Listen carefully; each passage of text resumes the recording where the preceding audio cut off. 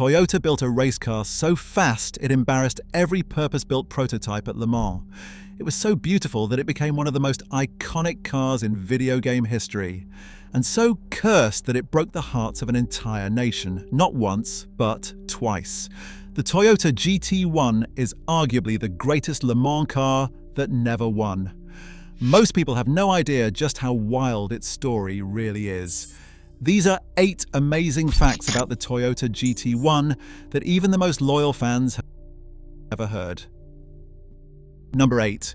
The man who designed the GT1 already knew how to win Le Mans because he had done it before.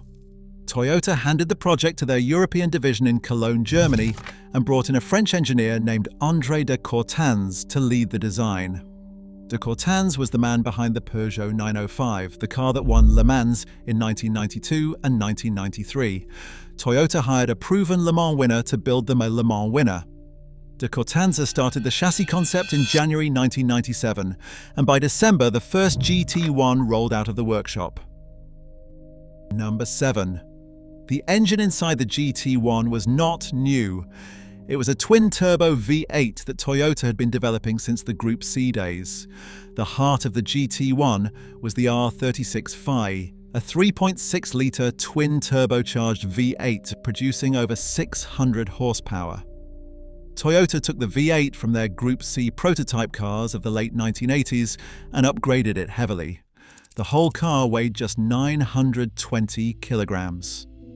During testing at Le Mans, it hit over 350 kilometers per hour on the Mulsanne Straight. Number 6.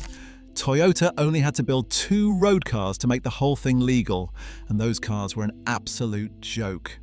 In the late 1990s, the GT1 class at Le Mans required manufacturers to produce a road-legal version of their race car. Porsche did it, Mercedes did it. But Toyota found a loophole. The rules never specified how many road cars you needed to build. Toyota built 2, painted them red, fitted them with the bare minimum to pass inspection, and sent them straight to museums. The car needed a trunk, so Toyota claimed the fuel tank doubled as luggage space. It needed a windshield wiper, so they fitted the tiniest wiper blade imaginable. Neither car was ever offered for sale. Both sit in Toyota museums today, and they are essentially priceless. Number 5. At the 1998 Le Mans, the GT1 was faster than cars that were supposed to be faster. The GT1 was classified as a GT car, not a prototype. Prototypes were supposed to be the fastest machines at Le Mans. But during pre-qualifying, the 3 GT1s set the 2nd, 5th, and 10th fastest times overall, beating the dedicated Le Mans prototypes. A GT car was not supposed to do that. The rule makers took notice.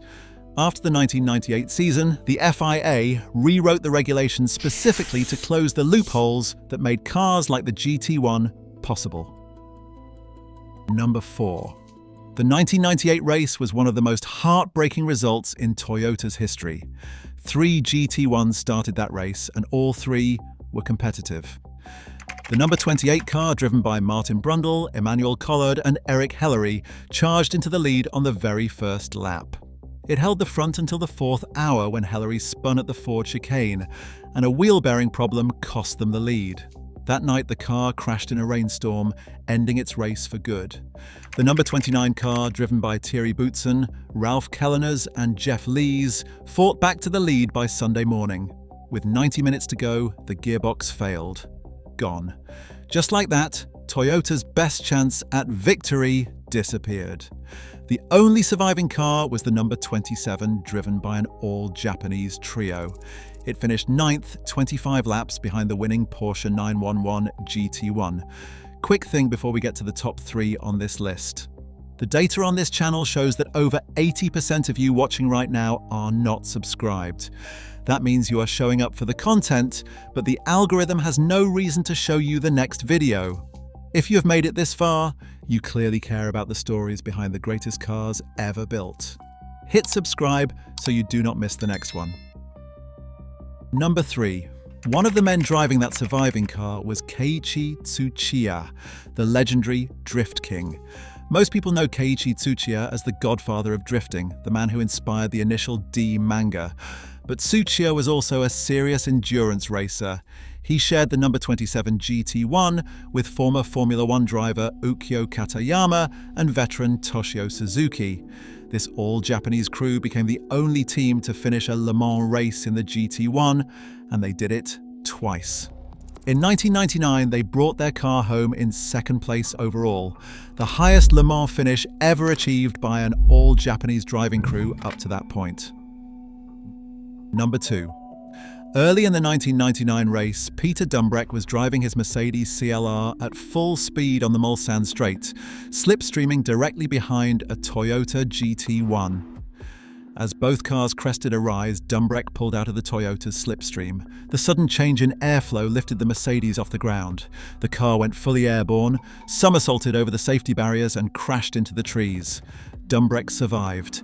Mercedes withdrew every car and pulled out of Le Mans entirely. That left Toyota and BMW to fight it out, and with 2 GT1s already retired, it was Tsuchiya, Katayama and Suzuki in the lone survivor who charged through to finish second. Number 1. Toyota killed the GT1 program, not because it failed, but because they wanted Formula One instead. After 2 years of heartbreak, Toyota shut down the GT1 project.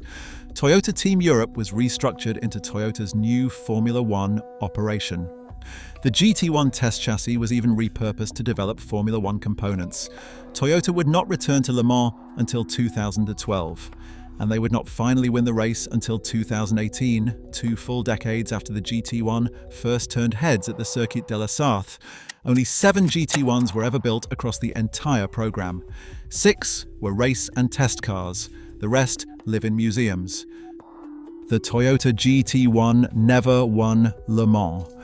But 25 years later, it might be the most beloved car that ever raced there. If you want to see which legendary race cars came even closer to glory and still lost it all, subscribe for more, and I will see you in the next one.